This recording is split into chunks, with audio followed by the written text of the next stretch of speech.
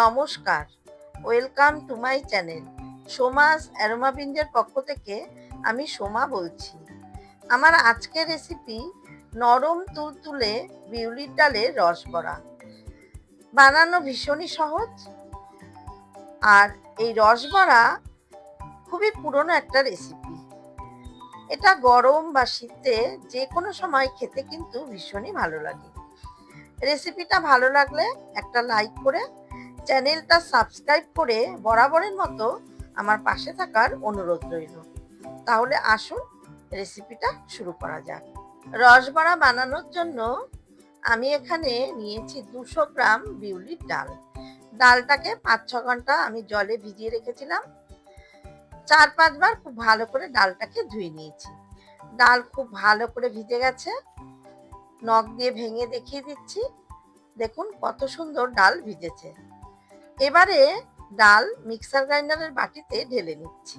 এটাকে পেস্ট করে নেব। চাইলে আপনারা শিলপাটাও বেটে নিতে পারেন। দেখুন ডালের একদম মিহি পেস্ট তৈরি করে নিয়েছি। এইরকম মিহি পেস্ট আমাদের দরকার। ডাল পেস্ট করে নেওয়া পর আমি একটা পাত্রের মধ্যে ঢেলে নিয়েছি। এবার এর মধ্যে নিয়ে নিচ্ছি 1 টেবিল চামচ মৌরি।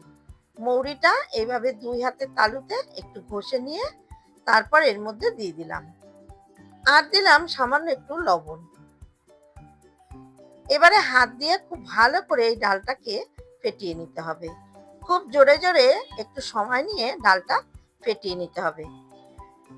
ডাল যত ভালো ফেটানো হবে বড়া তত নরম তুলতুলে হবে, আর রসও খুব ভালো মতো বড়ার ভেতরে ঢুকে যাবে। ডাল 10 থেকে 15 মিনিট ধরে ভালো মতো ফেটিয়ে নিয়েছি। ডাল ভালো মতো ফেটানো হয়েছে কি করে বুঝবেন? একটা বাটিতে নিয়ে নিয়েছি নরমাল জল। সেই জলের মধ্যে একটু ফেটানো ডাল দিয়ে দিলাম। দেখুন ডাল কিন্তু জলের উপরে ভেসে উঠেছে, তার মানে আমাদের ডাল একদম ঠিকঠাক ফেটানো হয়ে গেছে।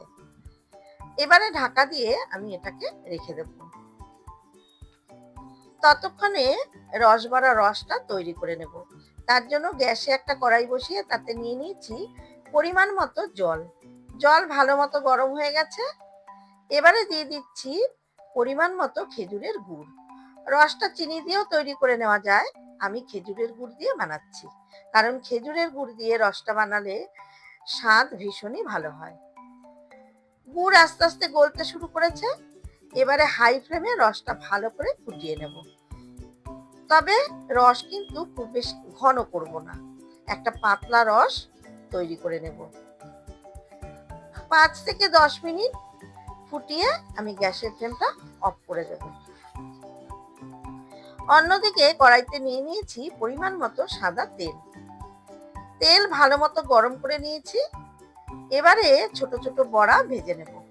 বড়া খুব বেশি বড় আকারের করব না, কারণ রসে দেওয়ার পর রস বড়ার ভেতরে ঢুকে বড়াগুলো কিন্তু ফুলে দ্বিগুণ হয়ে যাবে। সেই জন্য ছোট সাইজের বড়া ভেজে নিতে হবে। আপনারা আপনাদের ইচ্ছে মতো সাইজের বড়া ভেজে নিতে পারেন। হাই ফ্লেমে বড়াগুলো উল্টে পাল্টে লাল করে ভেজে নেব। লো ফ্লেমে বড়া ভাজলে কিন্তু বড়া তেল টেনে নেবে। বড়া ভাজা হয়ে গেছে। এবারে ভেজে নেওয়া বড়াগুলো তেল ভালো মতো ঝরিয়ে নিয়ে কড়াই থেকে তুলে গরম রসের মধ্যে দিয়ে দিচ্ছি। এইভাবে বাকি বড়াগুলো আমি ভেজে নেব।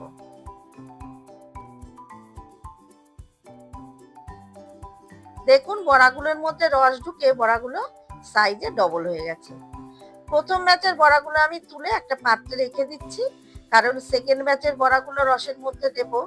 যেহেতু প্রথম ব্যাচের বড়াগুলোর মধ্যে রস ভালোভাবে ঢুকে গেছে, তাই ভেঙে যেতে পারে।